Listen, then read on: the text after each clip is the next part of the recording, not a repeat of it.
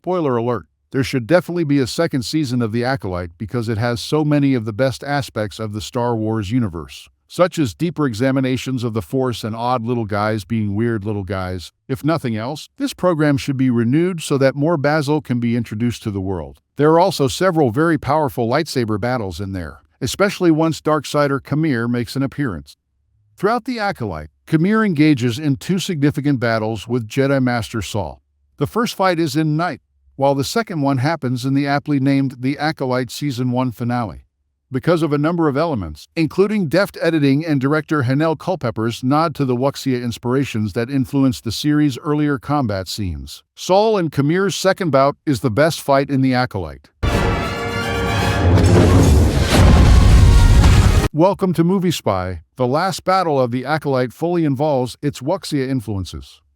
From its very first episode, Lost/Found, in which Mae challenges Indara to a duel using only throwing knives in her bare hands, The Acolyte has been heavily influenced by Wuxia.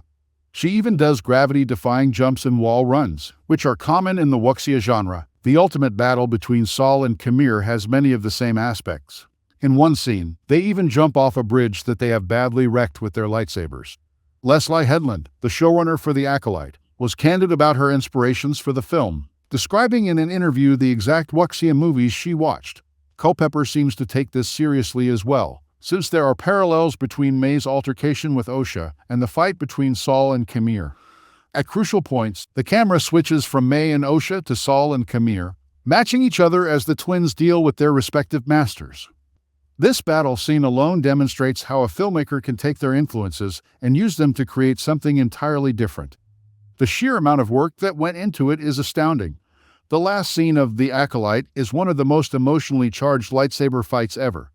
The range of emotions present in The Acolyte's last lightsaber battle is what really sets it apart, since he earlier informed Saul that the Jedi would not permit someone like him to exist. Qimir is battling for his very life. Since he unintentionally killed Mae and Osha's mother and kept the truth from Osha, Saul is struggling to forgive himself for what he did to Brendok. This has been a feature of the best lightsaber bouts in Star Wars history. When you learn that Darth Vader is Luke Skywalker's father, and that Luke is experiencing his own dark side pull, both of Luke Skywalker's lightsaber encounters with the villain take a terrible turn. In addition, Obi-Wan Kenobi thinks he let his former Padawan down, and this is reflected in his regretful altercation with Vader.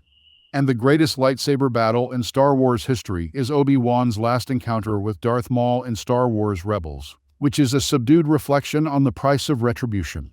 In other words, a fantastic lightsaber fight in Star Wars can't merely consist of two guys slamming laser swords at each other. The ultimate battle between Saul and Qimir is a direct reflection of their previous encounter.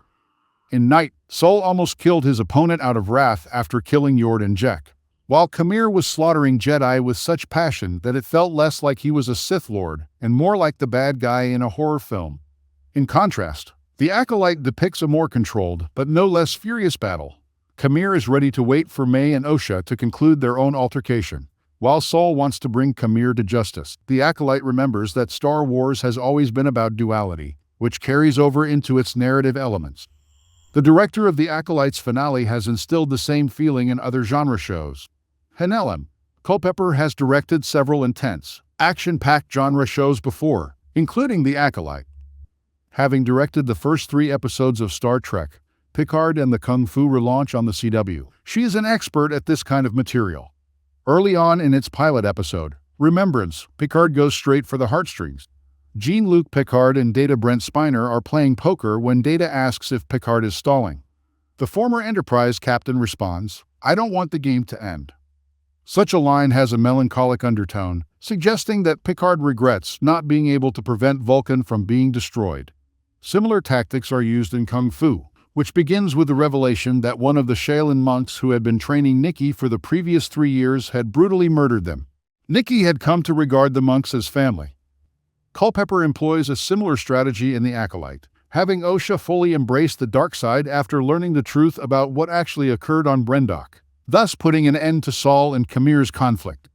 The way the series builds to the ultimate battle between Saul and Qimir and the director's ability to strike a balance between action and emotion make The Acolyte's ending particularly noteworthy. Headland and the cast should absolutely welcome Culpepper back if the show is renewed for a second season. She has a knack for helping to close a season strongly.